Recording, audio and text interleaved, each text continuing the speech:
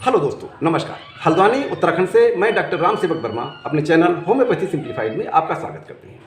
दोस्तों, आज के इस कड़ी में बात करते हैं आंखों की एक बीमारी कैटरैक्ट यानी मोतियाबिंद के बारे में। दोस्तों, जिस तरह से मत्स्य के होम्योपैथिक इलाज ने होम्योपैथी को बहुत पॉपुलर किया है, बहुत लोकप्रिय किया है, उसी तरह से कैटरैक्ट के होम्योपैथिक इलाज ने भी होम्योपैथी को बहुत लोकप्रियता दी है। दोस्तों, दुनिया में करीब 1.25 करोड़ लोग नेत्रहीन हैं, जिसमें से 65% लोगों की नेत्रहीनता का कारण मोतियाबिंद। यदि आपको दूर या पास की वस्तु धुंधली दिखाई देती है यानी ब्लड विजन है, सामने से आती हुई गाड़ी की हेडलाइट आपकी आंखों में चौंध पैदा करती है और गाड़ी ड्राइव करने में परेशानी होती है, पास की वस्तु स्पष्ट नहीं दिखाई देती, लिखने पढ़ने में परेशानी होती है, तो यह हो सकता है कि आपकी आंखों में मोतियाबिंद यानी कैटरैक्ट डेवलप हो रहा हो। दोस्तों, हमारी आंखों में सबसे आगे लेंस होता है और आंख की पिछली दीवार पर रेटिना होती है। रेटिना में लाइट सेंसिटिव सेल्स होते हैं, लाइट सेंसिटिव टिश्यूज होते हैं। सामान्य आंखों में जब हमारा लेंस किसी इमेज या रोशनी को रेटिना पर फोकस करता है तो रेटिना उसे प्रोसेस करती है, प्रोसेस करके ब्रेन को भेजती है और ब्रेन हमें महसूस कराता है कि हम क्या देख रहे हैं। लेकिन अगर लेंस के ऊपर कोई धब्बा लग गया हो या लेंस क्लाउडी हो गया हो तो ये इमेज भी क्लाउडी जाएगी और रेटिना हमें क्लाउडी इमेज दिखाएगी, यानी हमें ब्लड विजन होगा। ये क्लाउडीपन होता क्यों है? ये होता इसलिए है कि हमारी आंखों का ही प्रोटीन धीरे धीरे हमारी आंखों के लेंस के ऊपर प्रोटीन के गुच्छे बनाकर चिपकने लगता है, जिससे लेंस के छोटे से हिस्से में ये मोती जैसा जम जाता है और बाहर से देखने पर ये एक धुंधले रंग के मोती जैसा नजर आता है। इसीलिए इसे मोतियाबिंद कहते हैं। क्योंकि लेंस के ऊपर ये मोती जैसा धुंधला पदार्थ जमा हुआ है, इसलिए हमारी जो दृष्टि है ये भी धुंधली हो। तो इसके कारणों के बारे में बात करें तो मोतियाबिंद का कोई एक कन्फर्म कारण अभी तक मेडिकल साइंस नहीं पता कर पाई है, लेकिन इसके तमाम रिस्क फैक्टर होते हैं जो मोतियाबिंद बनने के लिए उत्तरदायी होते हैं। पहला रिस्क फैक्टर तो यही है कि हमारी फैमिली हिस्ट्री यानी हमारे जेनेटिक फैक्टर। यदि हमारे माता पिता को मोतियाबिंद की शिकायत थी या है तो बहुत संभव है ये हमें भी हो सकता है। उम्र का बढ़ना, जैसे जैसे हमारी उम्र बढ़ती जाती है हमारी देखने की क्षमता में परिवर्तन आने लगता है। ये परिवर्तन ये इसीलिए आता है कि हमारा जो लेंस है ये इस प्रोटीन जम जाने के कारण ब्लर हो जाता है और पास या दूर की वस्तु हमें धुंधली दिखाई देती है। इसका दूसरा कारण हो सकता है जिन लोगों को डायबिटीज होती है उनमें भी ये धुंधलापन बहुत जल्दी आने लगता है, उनके भी लेंस पर ये प्रोटीन चिपकने लगता है और उन्हें धुंधला दिखाई देता है। इसका अगला बड़ा कारण हो सकता है जो लोग अल्कोहल लेते हैं, जो अल्कोहल का ज़्यादा कंजम्पशन करते हैं, उनकी भी आंखों में मोतियाबिंद की शिकायत बहुत जल्दी नजर आने लगती है। इसका सबसे बड़ा कारण है सूरज की तेज रोशनी का ज़्यादा एक्सपोजर। जो लोग सूरज की तेज रोशनी में काफ़ी देर तक रहते हैं या काफ़ी देर तक काम करते हैं, उनकी आंखों में भी ये जो आंखों का प्रोटीन है ये लेंस के ऊपर चिपकने लगता है और ये धुंधला इमेज रेटिना को पेश करता है, जिसके कारण हमें धुंधला दिखाई देता है, हमें स्पष्ट दिखाई नहीं देता। जिन लोगों को हाइपरटेंशन है यानी हाई बीपी की शिकायत है, उनमें भी ये मोतियाबिंद की शिकायत बहुत जल्दी डेवलप होने लगती है। मोटापा भी इसका एक बहुत बड़ा कारण हो सकता है। आंखों में लगी पहले की कभी चोट, यानी यदि कभी आपकी आंखों में पहले चोट लगी थी तो ये बहुत संभव है कि ये कैटरैक्ट यानी मोतियाबिंद में डेवलप हो सकती है।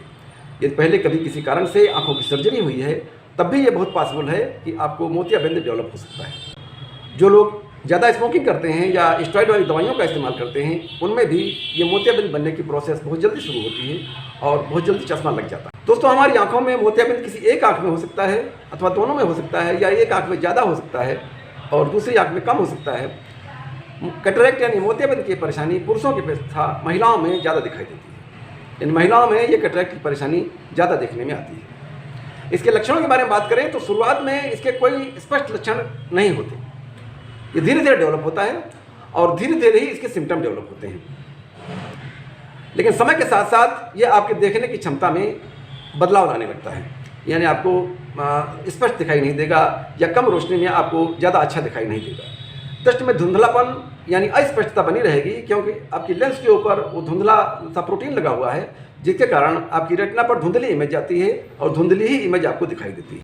उम्र के साथ साथ नज़र का कमज़ोर हो जाना भी इसका एक लक्षण है। रोगी के देखने की क्षमता में बदलाव आने लगता है। जो लोग मोतियाबिंद से पीड़ित होते हैं या जिनमें मोतियाबिंद डेवलप हो रहा होता है उनमें रंगों का क्लैरिटी नहीं होती, उन्हें सारे रंग फेडेड दिखाई देते हैं, उन्हें रंगों की शार्पनेस, उसकी क्लैरिटी यानी स्पष्टता नहीं दिखाई देती, उन्हें चटकपन रंगों का नहीं दिखाई पड़ेगा।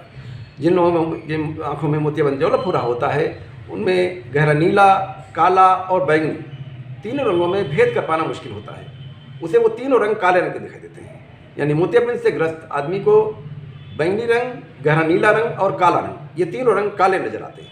वो रंगों में भेद नहीं कर पाता। रात को सामने से आती गाड़ी की हेडलाइट आंखों में चौंध पैदा करती है और गाड़ी ड्राइव करने में परेशानी हो सकती है। डिप्लोपिया यानी डबल विजन की दिक्कत हो सकती है। आपको एक के साथ दो इमेज दिखाई देंगी, यानी पास ही दो इमेज आपको दिखाई पड़ती रहेंगी। यह भी मोतियाबिंद का एक सिम्टम है। नज़दीक और दूर की वस्तु धुंधली दिखाई देगी, यानी कुछ भी स्पष्ट दिखाई नहीं देगा और आपको गाड़ी चलाने में परेशानी हो सकती है। कम रोशनी में आपको स्पष्ट दिखाई नहीं देगा। जैसे आप अखबार पढ़ते हैं तो आपको कम रोशनी में दिखाई नहीं देगा, लेकिन वही अखबार अगर आप सूरज की तेज धूप में ले जाकर के पढ़ें तो आपको स्पष्ट दिखाई देने लगेगा, यानी आपकी आंखों में जो क्लैरिटी है वो नहीं रहेगी। दूर की रोशनी फटी फटी सी मालूम होगी। आपको दूर जलता हुआ एक बल्ब 6-7 बल्बों का एक गुच्छा सा मालूम होगा।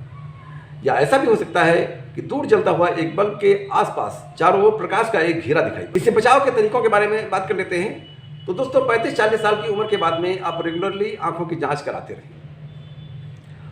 सूरज की अल्ट्रावायलेट रेज हमारी आंखों में मोतियाबिंद बनाने में बहुत सहायक है, इसलिए जब भी तेज धूप में निकलें सन ग्लासेस लगा करके निकलें। सन ग्लासेस सूरज की अल्ट्रावायलेट रेज को ब्लॉक कर देते हैं और आपको मोतियाबिंद से बचाते हैं। आपकी आंखों में मोतियाबिंद नहीं बनने पाएगा। यदि आपको डायबिटीज़ यानी शुगर की परेशानी है और जिसके कारण आपको मोतियाबिंद होने का खतरा है तो शुगर का इलाज जरूर कराएं, शुगर का ट्रीटमेंट जरूर लें। अपना वजन सामान्य बनाए रखें। रंग बिरंगे फलों और सब्जियों का अपने खाने में नियमित इस्तेमाल करें। इनमें कई तरह के एंटीऑक्सीडेंट्स होते हैं जो आपकी आंखों को स्वस्थ रखने में बहुत सहायक साबित होते हैं। धूम्रपान और शराब के सेवन से बचें। जहाँ पर पढ़ने लिखने की जगह है वहाँ पर रोशनी की समुचित व्यवस्था।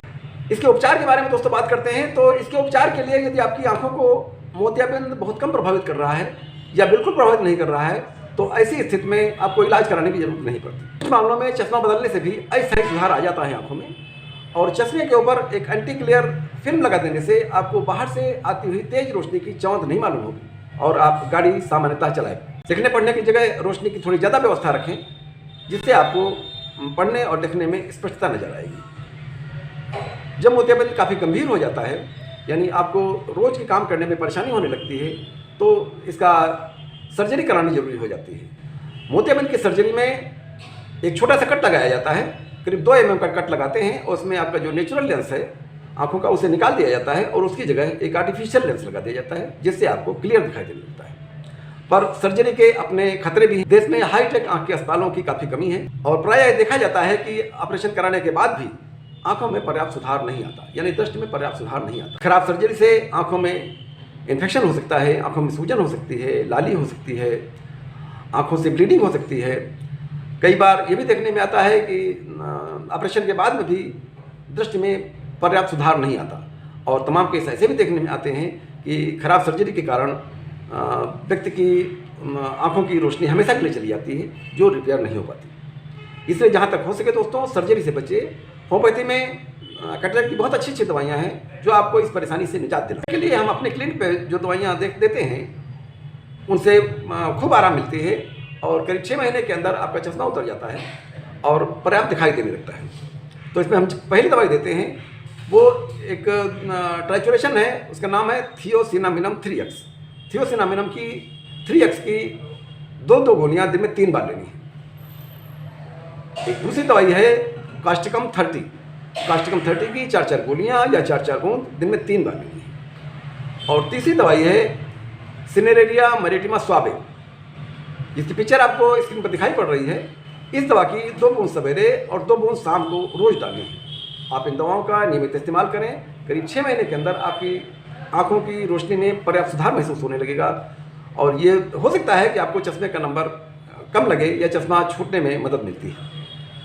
तो दोस्तों आंखों की इन दवाइयों का इस्तेमाल करें, जिससे बिना सर्जरी के आपकी कैटरेक्ट की परेशानी काफ़ी हद तक दूर हो जाएगी। दोस्तों ये था मेरा वीडियो कैटरेक्ट के बारे में। आपको कैसा लगा या अच्छा लगा हो तो प्लीज़ लाइक और सब्सक्राइब कीजिएगा। ठीक है दोस्तों, मिलते हैं अगले वीडियो में। नमस्कार।